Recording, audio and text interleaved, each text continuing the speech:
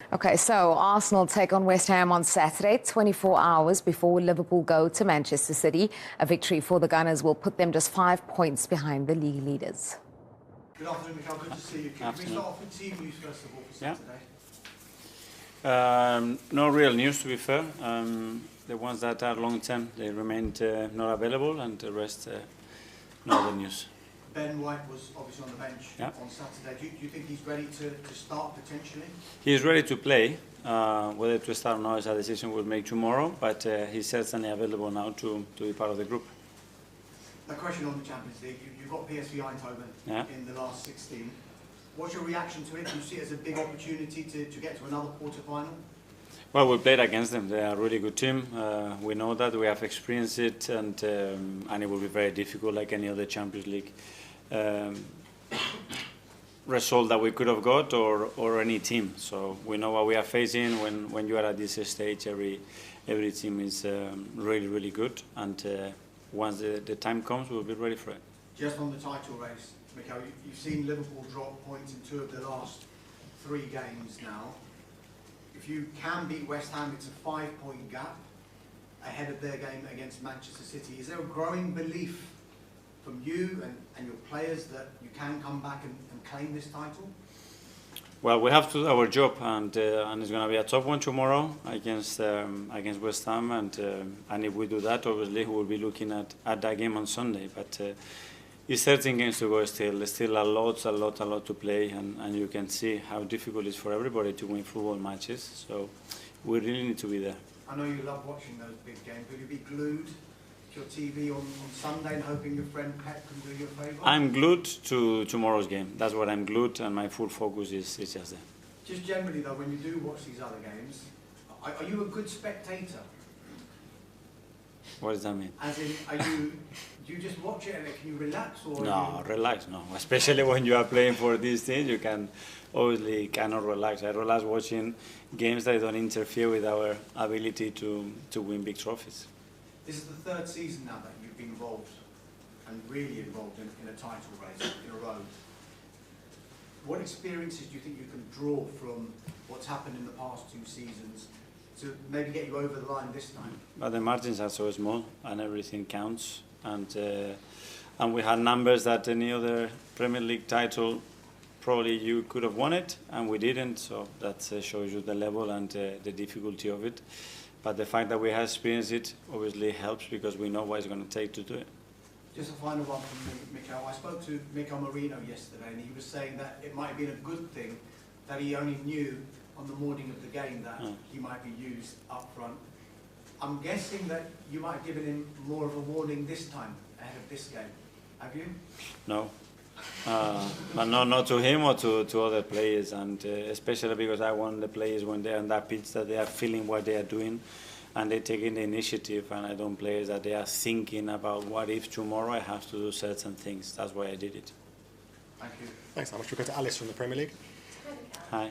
That decision to play Marino as a makeshift striker against Leicester was labelled by some as an experiment that paid off. I just wonder, is that how you describe it too, or is there more to it than that? Well, if there's something that we haven't done or he hasn't done in his career is to try, it's called experiment, that's it then. And at the end, it's trying to fit the qualities that we have within the squad, within the players, to actually want to deliver. And what the game is requiring or the opposition is requiring, I would take it more into that that aspect than the other one, but after it has to work. If not, it's not the right call. Sure. Given you're essentially challenging for the title without a recognised striker now, are there any young forwards or perhaps hidden gems that you're paying particularly close attention to right now with a view to fast-tracking into the senior setup? Yes, we are obviously. Some other players are training with us now regularly, and they are in our system. They've been in our system for a while, but they've been very, very close, and obviously we might have to use them, and they look ready as well, which is a good thing. So is a situation like this an opportunity then for some? Yes, for sure, and it can appear in any moment, and I spoke about them, so they are ready for it. So West Ham up next week, of course, on Saturday. Many will be looking at this as an opportunity to put more pressure on Liverpool. Do you see it that way too? I see an opportunity for us to keep winning and to keep making our journey to the goal that we want at the end of the season, which is to win it. and that's the only thing that we can focus on. On wanting to win the league, of course, since their defeat to Plymouth, Liverpool have won just one of their last 3 league games. They travel to Man City this weekend, as we know, all ifs and buts, of course, but if you beat West Ham and Liverpool lose, come Sunday night, the gap between you is 5 points, plus you have a game in hand. Just how big a weekend could this be in terms of the title race? Yeah, no, but ifs in football and in sport, I don't like them. Let's do what we have to do, and then the if comes, great, but let's make sure that what is in our hands, we do it. And as for what's in your hands, you yourselves are unbeaten in 15 league games. Given that form, do you sense the momentum kind of swinging back your way a little at just the right time of the season? That's what we need, and that's a very important thing, because when your energy and your belief increases, results are behind you, performances are good, and everybody is having that shift in energy and belief. I think anything can happen. Thank you. Ian, TalkSport. Hi Miguel, how are you? Good, thank you. Can I ask, are you obsessed by winning the title now this season because you've gone close the last 2 years?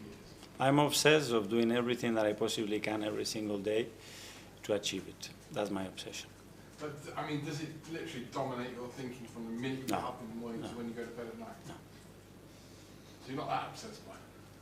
I'm very obsessed by the process of it. That one, yeah, it consumes my whole day. Yes, I guarantee you that. But it's the process, how you get there. The actual outcome, I cannot control it.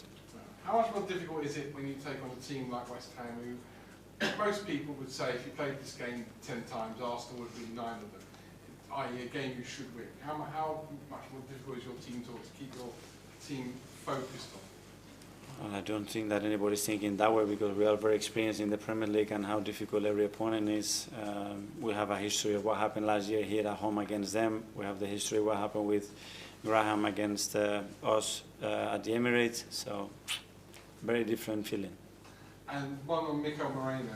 Last week, obviously, was it a gamble to put him on as a striker? It did pay off. Would you be prepared to gamble on that for longer, i.e. to start him against West Ham, to start someone who isn't an out-and-out striker? Well, I think obviously every time you play a player, you are betting on that player. You know, it's what is that bet? Is I'm prepared to bet certain amount of money to earn a lot, and not to bet a lot to earn very little. You know, and at the end, that's by putting players in positions and in roles and surrounded by players that we believe it makes sense and it can work and they are comfortable doing it. And one last one on Bukayo Saka. Apparently his rehab is coming along well. Yeah. A couple of months ago you said you were going to, a couple of weeks ago you said you were going to send him away on holiday. You were almost forced him to go and have a holiday because he needed a break. Did he go? Where did you tell him to go? Where did you recommend he went on holiday? He did go. That question is for him if he wants to answer that. Okay, we'll go to Simon from the Standard. Mikel, just on Marino, have you trained with him as a striker this week? Well, we trained the last few weeks with different players, to be fair. He's been one of them, but with other players as well, because it's not only how you can finish a game, how you start a game, how you change if the opponent does something different, and every 3 days as well, we're going to need different options. Arsenal are a top team, but I think it's a good game for us in terms of responding to the disappointment against Brentford, and we're looking forward to it. We've had a good week again. That we've had to deal with the disappointment of the last game, and now we're looking forward to a real big challenge, because that's what it is. It's a big challenge. Yeah, it certainly is. It was a big challenge for Arsenal to find a replacement up front with Kai Havertz being injured. They found one in Mikel Arteta. Does he start on Saturday, do you think? He's certainly got a shout to start. I think he's a good fit.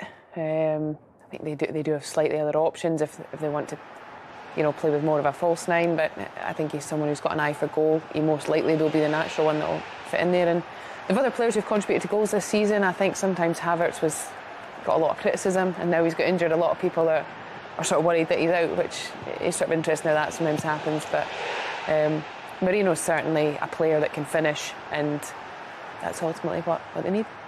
I mean, sometimes you've got to do a job for the team.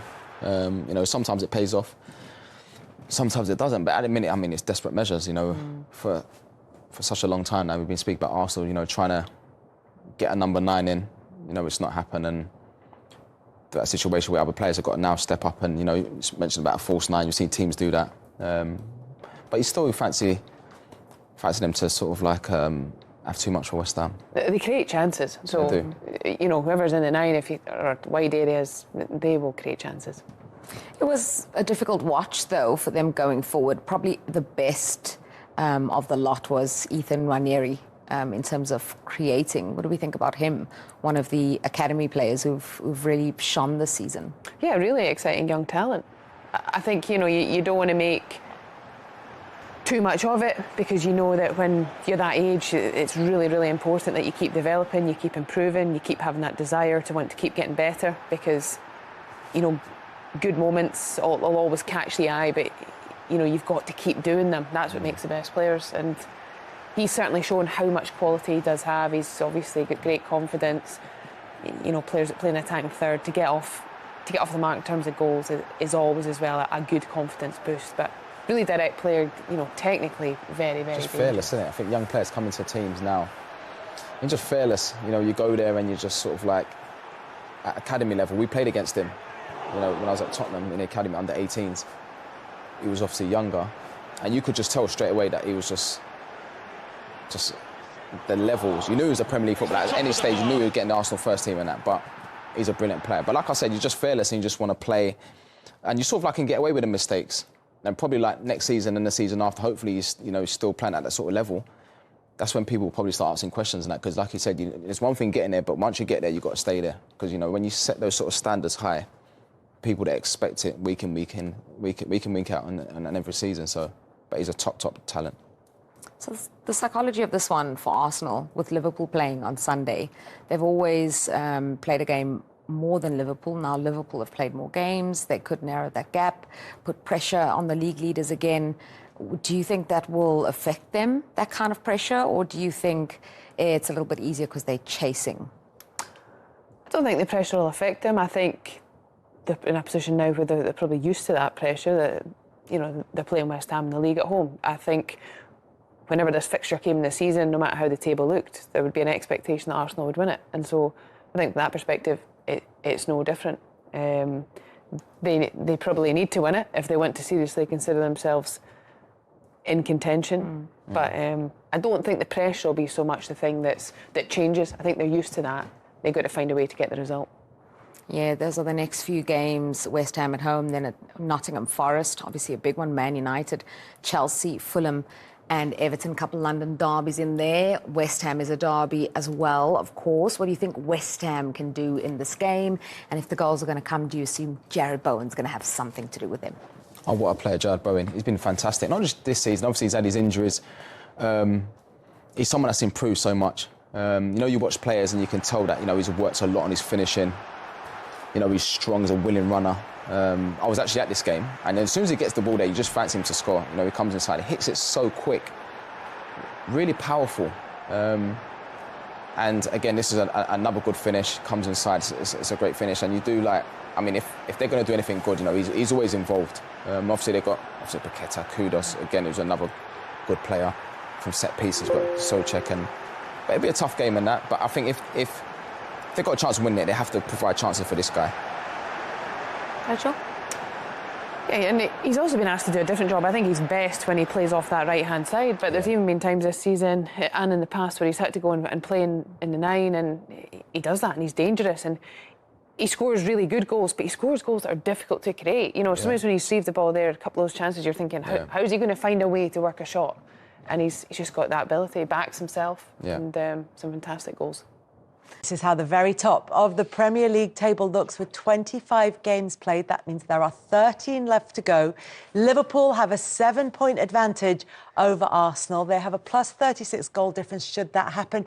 Remember, these sides will play each other on the 10th of May, very deep into the season, with just 2 more games left to play after that. So it's just all bubbling away quite nicely, because although that gap is at 7 points at the moment, and that looks like a pretty healthy gap, that was not a convincing performance from Liverpool, and it comes off the back of the defeat by Plymouth in the FA Cup. It comes off the back of that late equaliser in an emotionally exhausting last Merseyside derby at Goodison Park in midweek, and they look they looked like they were running on fumes against Wolves. Do you know, for everything you've just said there, I just feel that's why I feel they're going to be the champions, because they're not playing well and they're still getting results. And I think that's the problem almost at the minute. Doesn't there come a point where results catch up with performances? No, because I feel like their performances will go up again. I think this is just their blip kind of situation. Where, listen, they might get beat here, they might get beat there, but I just feel with Liverpool, the firepower they've got, they're not necessarily playing that well, but they're still getting results. At some point, this is not going to continue. Their performances will go up again. They'll start to play really well again. And they're still winning games, like you say. That's the big thing. The thing is, and I'm trying to inject a note of jeopardy in here, the thing is, this is a big week for Liverpool because they've got the League Cup final to come in March. So their game there has been rescheduled for midweek, this week coming, which is Aston Villa. They're at Aston Villa for that game. At the weekend, they're at the Etihad for Manchester City. And we saw what they just did to Newcastle. If this is then they've got Newcastle in the Premier League. They've only got one Premier League game in the whole of March. That's the one against Southampton because they've got the League Cup final. And then it's a Merseyside derby. And yes, this one is at Anfield, so it doesn't come with quite that emotional kind of chaos that we saw in the one at Goodison. They're not easy. I mean, OK, Southampton at home, you would think with Southampton's performances this season should be all right. They are not an easy run of fixtures between now and the beginning of April. No, they're not. But like what Benty alluded to, they're winning games when they're not playing that well. Yeah. And that's what the best teams do. That's how teams historically have won the Premier League. Winning 1-0, a win's a win. But I think this Liverpool team, like I've said it many times on this show and on Team Talks as well, like Mo Salah, like the guy's a joke. Do you know what I mean? Doesn't matter how old he is. I've said to you and you always laugh at me, give that man whatever he wants because he's a game changer. I don't think they'll ever get anybody in the near future to replace someone like Mo Salah. So I think, you know, this Liverpool team, they play like champions at times. They've got Gakpo. Their strength in depth is unbelievable. When Jota's injured, there's Darwin Núñez. You know, he's not at his best, but they still have that quality. McAllister, like the quality they have. And Virgil van Dijk's having a great season as well. So I think they can win those games. I do. I think what you see what Arne Slot's done, they haven't skipped a beat since Jurgen Klopp left, have they, really? I mean, if anything, they've kind of taken it to another level, but then at the detriment of Man City. Also, I'm sure Jurgen Klopp's thinking I should have left next year because, you know, the fact that City have had this blip that they're having, no one saw that coming. And then it's down to Arsenal to kind of push him all the way. Do you know what, my only thing with Liverpool, I think for me the key, and you're right, Salah, I mean, the goals he scored is Virgil. I just feel if they lost Virgil to injuries or the contract or that type of situation, the injury is probably the big thing. I just don't think Liverpool fans would feel as comfortable if it's... And listen, Kwanzaa's good young talent, Gomez, Kanate, all good players in their own right, but you put Virgil next to anybody and they're going to be calm. You take him out of it and you've just got those two, that's where I think... and I think that's the reason why you have to keep that jeopardy in there. Also, the fact that Liverpool against Wolves, it almost was as if 2-0 was too easy. They started coasting. They were like a horse that gets to the front and then starts to idle in front and actually needs to be challenged to go again. What I think really did vindicate Arne Slot is he had a lot of criticism for the side he played against Plymouth. But if you think about when the original Everton game was postponed in December and last week's game against Everton, they played twice a week for 8 out of those 9 weeks. And when you look at Everton's energy levels in that game and the way that Everton came back, they kept going all the way to the end.